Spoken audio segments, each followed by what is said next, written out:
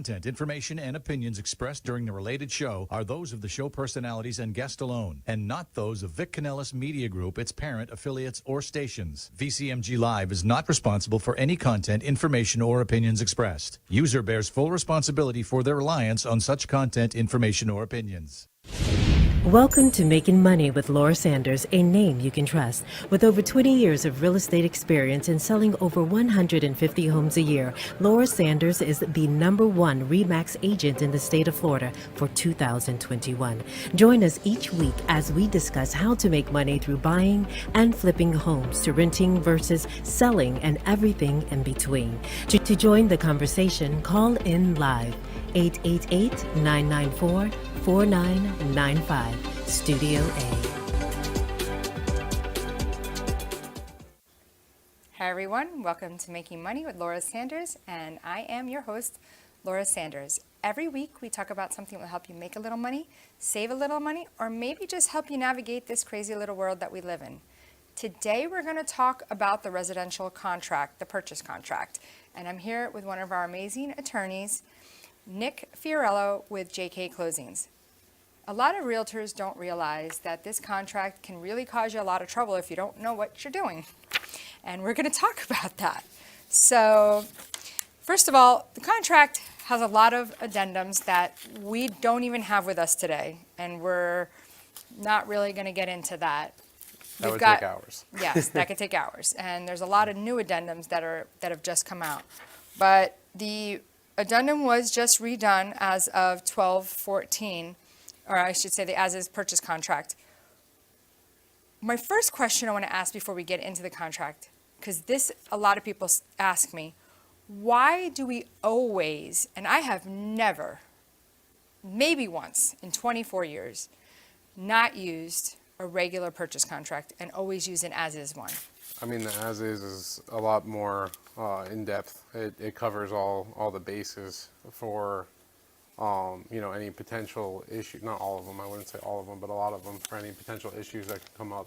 It's a lot clearer, and it is based on the name. It's an as-is contract. It's pretty clear that the contract is as-is in everything. But I don't think that's clear. Let me tell you why I don't think it's clear. Yeah. And I talk with the buyers and sellers all the time, right? So the seller says, well, it's as is. And I say, you're right, it is as is. However, the buyer has a right to do an inspection, and they can cancel the deal if they don't like what they see. And you have the right to not have to fix anything either. So that's where the as-is comes in. Because Right. the property at the end of the day is as-is. So they're showing the property. The buyer's making an offer on that property. The buyer does an inspection.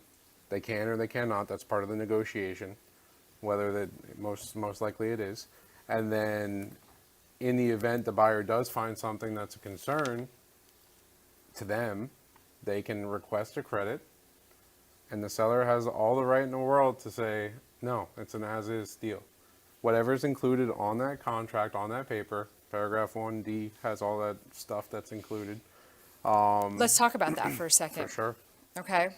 So apparently a lot of sellers don't read that. So I'm thinking about now, I send them an email, but nobody reads my emails Definitely. to highlight some of this. So let's talk about what's important in this.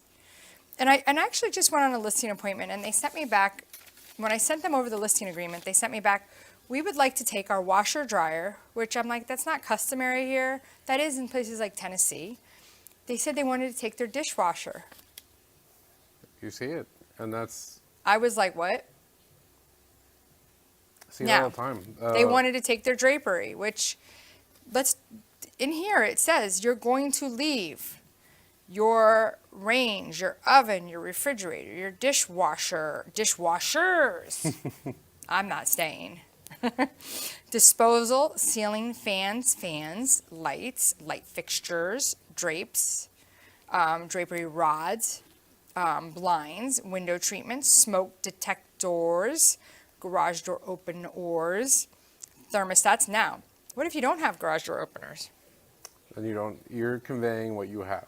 Okay. So if you don't have one of those things, you can either cross it out or it just doesn't apply because you don't have it. So what if you don't cross it out? If you don't cross it out, it's just you don't have it to convey. Okay. So, I mean, it's clearer if you cross it out. Okay. I'm always a fan of highlighting everything that you have versus don't have. I know you're very good at that with these extra addendums and Try to spell everything out for everybody. yeah. Is it television mounting hardware? So let's talk about that. That's a big one. The draperies are a big one. I had a client one time who had a draperies and drapery rods that were passed down in his family. And it wasn't included on the contract. And the buyer made a huge stink about it when the seller said they were taking them. But the buyer said that I made an offer based on the draperies. How much of that is the truth is kind of hard to determine. I have to tell you, there are times where I have purchased homes based on stuff like that. The draperies alone. I mean, Not alone, but that was their argument. So Okay. we had to come to an if amicable it was solution. passed down, I mean, maybe it really was that nice. I don't know. I didn't see pictures of them, but it was a huge fight that we had.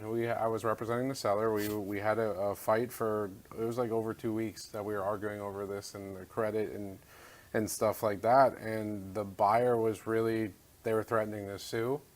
They were threatening all of this nonsense over drapes. And the one I see the most is the TV mounts. Okay, so the TV mounts, that's the other thing though. The TV mounts, they can leave the TV mounts, but there's a connection to the TV mounts that I see people are still taking with them.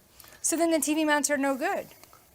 Generally, they have hooks that are pretty standard. So Oh, okay. if you can hook it on and snap it on, then you can get that. But that's should be part of the TV mount that's left. But a lot of people take the TV off the mount, and with the part of the mount that connects to the TV on the TV still, and they leave the mount on the wall, the rest of the mount on the wall. But a lot of the time is they take both. But it because they don't says realize that's in television there. mounting hardware. Yep. It doesn't say That's the the hardware. whole, right, That hook is the hardware, so it should okay. be included. So okay. a lot of the time, People pack them up and then they're like, well, I have to get them when I unpack. Yep, exactly. So it becomes a problem when people don't highlight that section, don't read over it, and don't have an experienced realtor that tells them, hey, all of these things while you're negotiating can be negotiated in or out of the contract. Well, I also told a client, I was like, I'm sending this to you in advance just so you can review it. Security gate and other access devices, mailbox keys, storm shutters, protection items, and hardware. Some people take shutters because they're not thinking it's a fixture to the house. They're not accordion, like the aluminum Panels, shutters, yeah. the panels. And some people are like, hey, those are expensive. I don't want to pay for them, so they take them, not knowing they're on the contract. And then you have a situation on the day of closing when the buyer goes and does the walkthrough and they notice, or later on if they don't notice, What happens later on if they don't notice? they're going to have to approach the seller and then see if the seller will give them back, like they should per contract, or they might have to sue them. But then there's an argument on the seller side saying you did a walkthrough, you didn't see that, you didn't bring it up then, you know. So I don't know what the precedent or what the case would end up being in that instance. I don't know if it would go to full litigation over a couple panels of shutters, but you don't know. People are very litigious these days. Right. Want to argue over everything. So then, of course, we go through the standard stuff, deposits and when they're due and time of acceptance and the closing date. And I find some of the biggest things that the agents don't do is it says to get it, the parties to have an honor before on the acceptance date. And then the acceptance date is past the time and the contract gets signed, but nobody changes that date. I see that. What happens if that never gets done right? I mean, my first thing is to get an addendum. I know but you do an addendum. I know what you're You going to always say. do an addendum. But I mean, the thing is to correct it. If you go through and go to closing and the closing agent doesn't catch it, which the closing agent usually should be doing their diligence when They get never a catch it. contract. A lot of the time they don't. Right. And I mean, you just proceed through and go to closing, and nobody has an issue with it. Not saying that's the right way, but the that's buyer what could get out happens. of the deal, basically. Yeah, because then you don't have a fully effective contract if everything is not signed per the date on there. So now on this contract, what is new on this? They changed some language on the closing agent section in paragraph 9, but it really substantively didn't change too much. It just kind of highlights what closing agent services are and who's responsible to pay for them. It kind of elaborates a little bit more than it did before. Okay. So that's the main change on the substantive contract. Because it talks here about, because I guess I didn't recognize this before. In the event of closing, funds from buyers, lenders are not on the closing date due to Consumer Financial Protection Bureau closing disclosure delivery requirements. What is that? That's been there. It's an automatic extension when there's a loan. So if you see the first part Oh, of that so section, that's the, yeah, okay. it's like all of the consumer protection stuff. Okay. I I think it just looked like they changed the name of it because it No. was the, but I mean, I know force majeure, which that has to do with a hurricane or something, or Definitely. tidal, like a tsunami comes or something. Exactly, Or yeah. like the fires in California. Yeah, that could be something that happens in the Everglades too. It comes Yeah. over to the western, parcels of land. You have Parkland, West End, all of those that are bordering the Everglades. So, I you never know, even thought about yeah, that. it could. I doubt it will because we do a lot of controlled fires and stuff out there. But, it could happen. I mean, it happened a couple years ago with the flooding in Fort Lauderdale. Yeah. We had instances where that had to be cured before we could close. So, and I mean, it was minor flooding, but some houses were a couple feet underwater, right? Not maybe a foot or two underwater. So, how do you close on that at that moment? You don't. You have to wait for it to go away. Then you have to search and determine the damage, and then fix the damage, in order to close. So. Well, and then we go on to, it talks about assignability and it talks about the financing. Financing's super important, and that's super important to have for both buyer and seller to have good representatives on your side, paying attention to the different aspects of the loan approval process for the buyer. For the buyer, it's important to have a good agent, first of all, that's on top of all the deadlines. There's a lot of deadlines for the buyer in this contract. So there are a lot of protections for the buyer, but there are a lot of deadlines that the buyer must meet. So there's a lot of risk on the line. There's a deposit at jeopardy. And so the buyer really needs to have a good agent, have a good loan officer or lender, and have a good representation, in terms of like if they have an attorney or closing agent, because then they need to be in contact with the lender. They need to know that they are moving through with the loan process according to the terms of the contract. And then at the end of the loan approval period, it's important, very, very important for the buyer, anyone from the buyer's side of the transaction, to give notice to the seller that they either obtain loan approval, they didn't obtain loan approval, but they're comfortable with their ability to obtain loan approval before closing, or they didn't obtain loan approval and they want to cancel the contract. If the buyer does not give any kind of notice in that particular section before the loan approval period were to expire, the contract turns into a cash contract. Then all of the contingencies in there related to the loan, that includes the CFPB requirements that you had talked about earlier, those go away for the buyer. Right. So it's super important for the buyer to be on top of their stuff, or if they're not individually because they don't know to do that. Well, they wouldn't know, you're right. And they wouldn't know, to have the team around them to be able to do that. So.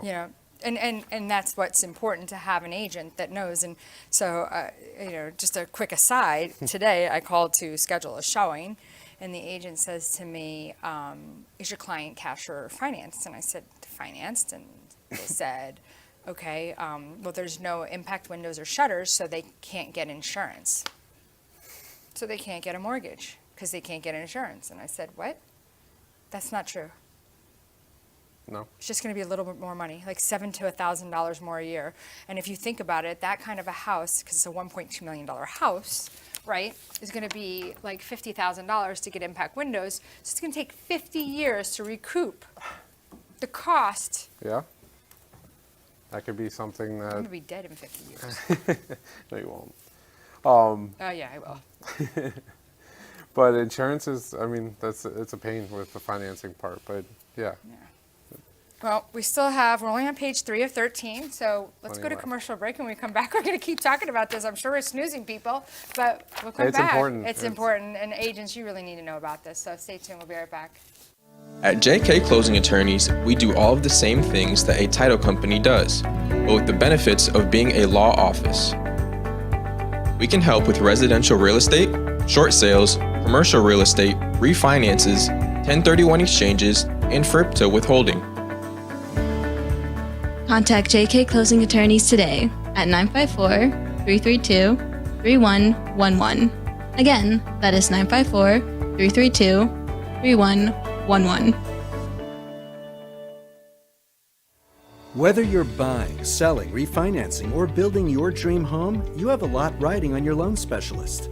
Max Fish, a top 1% mortgage loan officer in the nation, will give you a same-day qualifying quote. Max Fish is committed to providing his customers with mortgage services that exceed their expectations. Ensuring that you make the right choice for you and your family is his ultimate goal. Contact Max Fish today at 954-729-6933 or max.fisch@nwmcorp.net. You have been watching Making Money with Laura. For more information, contact Laura Sanders at 954-650-0827 or visit her website at lauracell.com. And now back to the show. Hi everyone, and welcome to Making Money with Laura Sanders, and I am your host, Laura Sanders, and I am here with Nick Fiorello, and we are talking about the purchase contract, the as-is purchase contract, and the importance of it, and we're talking about so much in it. It's 13 pages, and that's without the addendums, and we're talking about, you know, a lot of the deadlines to keep up with, right? Why you need a good agent, passing by loan approval deadlines. That's why you need a good lender and good representation because, and that would be you, and because buyers can basically waive the loan approval period if they do not provide notice on time to the seller of if they've gotten loan approval, if they didn't get loan approval, but they are comfortable moving forward towards closing anyway, or did not get loan approval and are canceling. And so this is important, and I'll tell you why. Because a lot of people think that once you get through your inspection period, you're stuck. But that's not true. So that's why you got to dance around for a while, right? There could be several other contingencies laid out in the contract. Even if you're selling a condo, there could be what's called property conditions. There's property conditions, there's the condo approval. Right. That you have to wait on. That's something that could last 30 days, sometimes more, depending on the board or the Right, they have management 30 company. business days from the time that they receive a full package. So if the buyer doesn't give them a full package, and what is a full package? Well, that's everything. So if they leave out the registration, and now they're given the registration 5 days later, now it's 30 business days from the time with which they receive every single document that's required. I've seen it with an ID. There was And they don't tell you. You got to keep. I call and follow up, and you know, I have additional people that I pay to help because no one person can stay on top of this. It's ridiculous. No, and in that instance with the ID, they had submitted the application in person, given the receptionist, whoever was at wherever they dropped off the package, the ID to make a copy instead of putting it in the package. And that wasn't enough because whoever had the ID didn't make the copy and put it in with the package. So they needed a copy of the ID, and then it was 7 days later or 8 days later where they gave the ID, and the countdown started then. Right. So it can really... You got to make sure your agent's calling and saying, hey, did you receive everything? Yeah, X, Y, and Z. Right. Go through the whole list. There's a checklist. Yeah. Use a And they checklist. say, don't call us. We don't want to hear from you. They don't answer half the time. But when they do, it's, you know, you just call persistence is key. And when you get them on the phone, you can go through all of the different items. So then we talk about, we're in Broward County. So in Broward, the buyer picks and pays for title, Yep. not the seller. Yep. The buyer selects the closing agent. The seller can then opt to choose to work with that closing agent or get their own representation. That's what we do on the side. We do that as well. And the buyer is responsible for paying for their title insurance policy, the lender's policy if they're getting a loan, any fees related to the loan, obviously.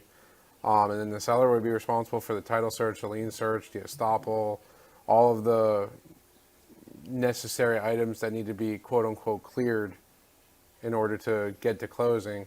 By all those searches, the seller would be paying for them.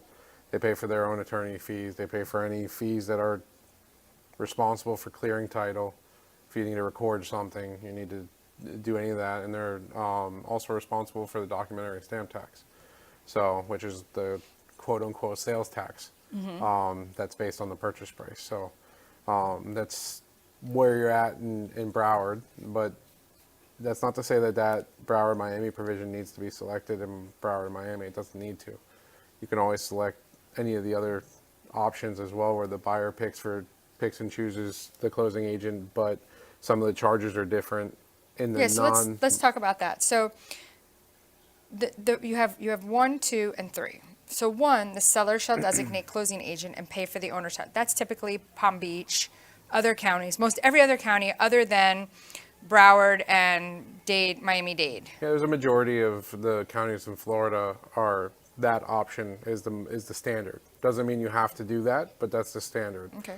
There's a lot of... Why would you pick 2 versus 3? Buyer shall designate the closing agent and pay for the owner's policy and charges and premiums for any lender title policy endorsements, or Miami-Dade, Broward Regional Provisional, buyer shall designate closing agent and pay for premiums for owner's title policy, any lender's title endorsements, and any post-closing. So what's better for the seller, 2 or 3? 2.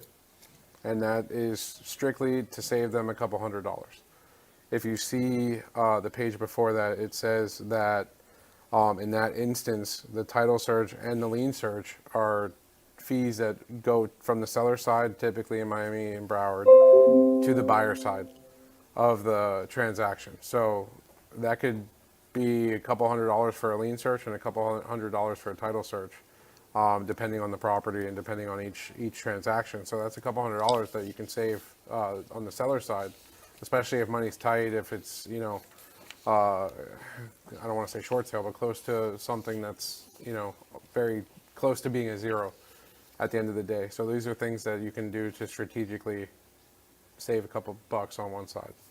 So another question is, why do they have these particular line items starred on the contract? There's actual stars. Those are the important items in the contract, and Right. they get to get your attention to go look at them. Right. So here's one of my favorite things that I think agents get very confused on. Line 194 and line 196. Seller shall pay instruments due prior to closing, and buyer shall pay instruments, I can't read. But seller shall pay installments due prior to closing, and buyer shall pay installments due after closing. Installments prepaid or due for the year of closing shall be prorated. Seller shall, and then the next one is seller shall pay in full prior to, at the time of closing, any assessments allowed by the public body to be prepaid for any assessments which the public body does not allow prepayment. So It's a common confusion based most agents paragraph. think it's for associations. It's not. It's for road assessments. Road assessments, anything that's Public assessed body by the assessment. public body. So usually it's like a parking lot or parking or road or Roads, something along and those even lines. inside your community. Inside the community is the one I've seen the most. It's very rare. It's something that It's actually, I have a listing in one right now. really, they're very uncommon compared to the majority. Right. But you there's- need to be careful, because if the latter is checked, the that could be seller- $20,000 that the seller has to pay. It could be, and But I don't think the title agents even know or will pick up on it. usually they'll come up in the lien search. They'll come up on the taxes. They'll come up on one of the different items that you see, and then we have to deal with it then. I just had a big deal on my own sale where the buyer was not interested in changing it because they sent me an offer and I changed it back to the fair option. To 194. To 194. And if you look at the contract, it says in all caps, a couple lines down, it says if neither box is checked, the contract defaults to the first option, which is the Right. neutral option. Seller's responsible until closing, and then buyer's responsible Right. thereafter. Which makes sense. Which makes sense. So Because usually in your taxes anyway. exactly. So the buyer on my case had a big fit over it. Thought I was hiding something. I said, look, I've lived in Parkland for however long. I've never seen it. It's not here. I'm just changing the contract to what, first of all, it defaults to, and to the neutral option, just in the event something did come up before I closed. And it was, I mean, it happens all the time. I see it regularly where there's fights over this section of the contract. And I mean, I think it's a little unnecessary, but it happens more often than not. Wow. Well, and basically at this point, we've pretty much run out of time. We've made it to page 4 of 13. So I definitely think we're going to need to talk about this at another time. But what is a good, because, you know, there's another thing that we didn't talk about, which we don't have time for, that's really important when it comes to these contracts that a lot of people and unexperienced agents don't do. What's a good way for people to reach out to you if they're thinking about buying or selling and they want to make sure their contract looks right before making a mistake? Definitely email nick@jkclosings.com or give us a call at 954-779-5000. We do free contract reviews, so we can review the contract for anybody buying, selling. You can text it to that phone number too, right? With Yeah, your you can with your text information. text that same number, and you know, you can send a PDF in text, or you can send Yeah. the contract that way. You know, anything to protect yourself going into a contract would be beneficial for you. Yeah. And if you're looking for, I think, the best realtor out there. Definitely, I think Yeah, so. I mean, your dad's a realtor, and I still think I'm better. Give me a call, Laura Sanders, Remax Direct at 954-650-0827. Or you can look me up on the web at lauracell.com. And until next week, it's always great. Thanks. Thank you for tuning in for Making Money with Laura Sanders, a name you can trust. To join the conversation, call us at the studio, 888-994-4995 Studio A, or contact Laura directly at 954-650-0827. Laura Sanders, a name you can trust. We look forward to seeing